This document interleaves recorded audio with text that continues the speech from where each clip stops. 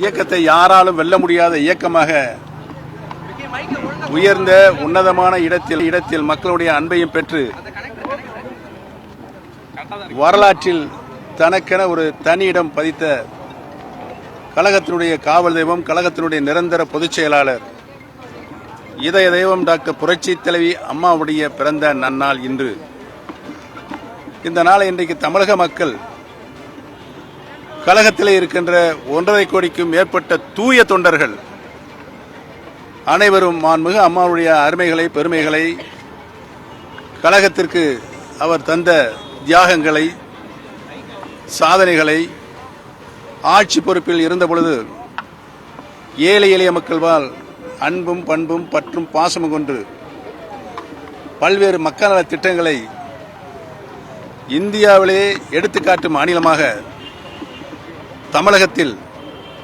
தமிழகத்தினுடைய மாநில வருவாயிலிருந்து 52% நிதியை ஏழை எளிய மக்களுடைய மக்கள் நல திட்டங்களுக்காக அர்ப்பணித்த ஒரே முதலமைச்சராக தமிழகத்தில் ஒரு நல்லாட்சியை மாண்புமிகு அம்மா அவர்கள் நிறுவினார்கள் என்பதுதான் வரலாறு.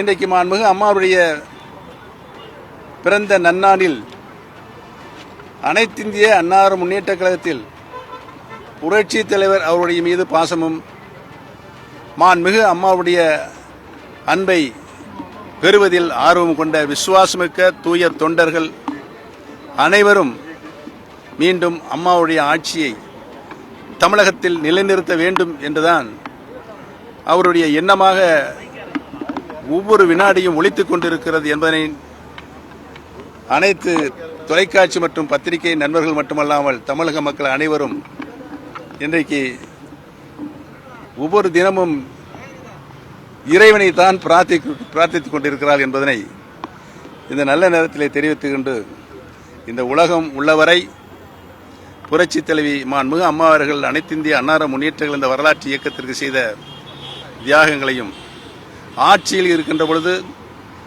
அவர் ஆற்றிய மக்கள் நல திட்டங்களையும் என்றென்றும் நிலைத்து நிற்கும் என்பதனை தெரிவித்துக் கொள்கிறேன். அம்மா இருக்கிற வரையில் ஒரு வசந்த காலமா கழகம் இருந்தது, இப்போ இது இலையுதிர் காலமா? மாண்புமிகு அம்மா அவர்கள் இருந்தவரை கழகம் எந்த நிலையில் உச்சாணி கொம்பில் மாண்புமிகு அம்மா அவர்கள் நிலைநிறுத்தினார் என்பதெல்லாம் உங்களுக்கு தெரியும். அதற்கு பின்னால் நடைபெற்ற அரசியல் சூது, சூழ்ச்சி, வஞ்சனை, நம்பிக்கை துரோகம் இவைகளெல்லாம் யாரால் அரசியல் அரங்கேற்றப்பட்டது என்பதையும், அதற்கு பின்னாலே 11 தேர்தல்களிலும், அது உள்ளாட்சி ஊரக உள்ளாட்சி தேர்தல் இருந்தாலும் சரி, சட்டமன்ற தேர்தலாக இருந்தாலும் சரி, நாடாளுமன்ற தேர்தலாக இருந்தாலும் சரி, அத்துணை தேர்தலிலும் கழகம் தோல்வியைத்தான் சந்தித்தது என்பதனையும், இவை எல்லாவற்றிற்கும் காரணம் ஒற்றை தலைமைதான் வேண்டும் என்று அடம்பிடித்து அதை ஏற்றுக்கொண்டவர்கள்தான் பதில் சொல்ல வேண்டும்.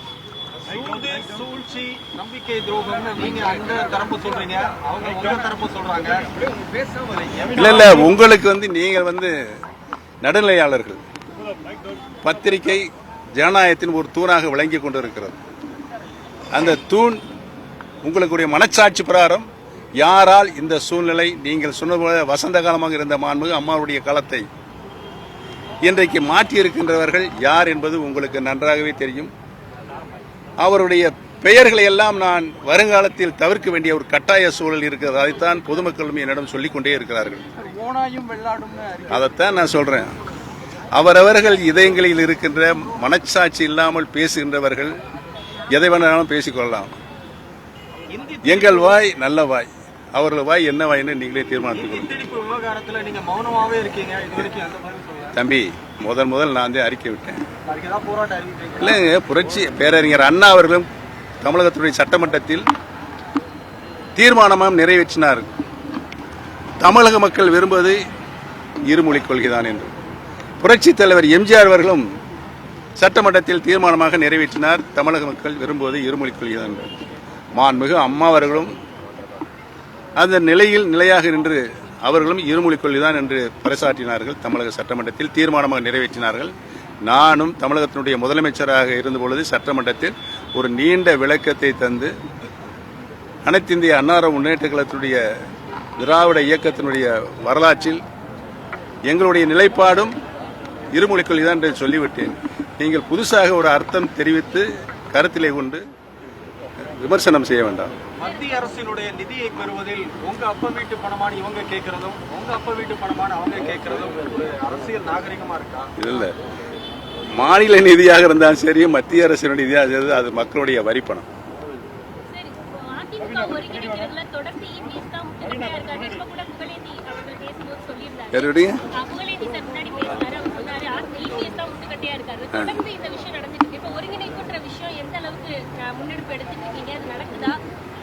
இல்லைங்க, ஒரு கண்ணுக்கு தெரியாத ஒரு மாயை கீழ்மட்டத்தில் அடிப்படையில், ஏன்னா இந்த இயக்கம் தொண்டர்கள் இயக்கம், தொண்டருடைய எண்ணங்களில் அடிப்படையில் கழகம் ஒன்றிணைய வேண்டும் என்பதுதான் அவருடைய எண்ணமாக இருக்கிறது. நாங்கள் சொன்ன ஏதோ வேற வேற அர்த்தங்கள்லாம் சொல்றாங்க, அசிங்கமான உதாரணம்லாம் சொல்றாங்க. அதை நாங்கள் சொல்ல விரும்பல. தொண்டர்களுடைய விருப்பம் கட்சி இணைய வேண்டும். ஏனென்று சொன்னால் புரட்சி தலைவர் எம்ஜிஆர் அவர்களும் மாண்புமிகு அம்மா அவர்களும் 50 ஆண்டு காலம் இந்த இயக்கத்திற்கு ஆற்றிய பணி, தன்னுயிரை கொடுத்து இந்த இயக்கத்தை காப்பாற்றி இருக்கிறார்கள். பல நிலைகளில்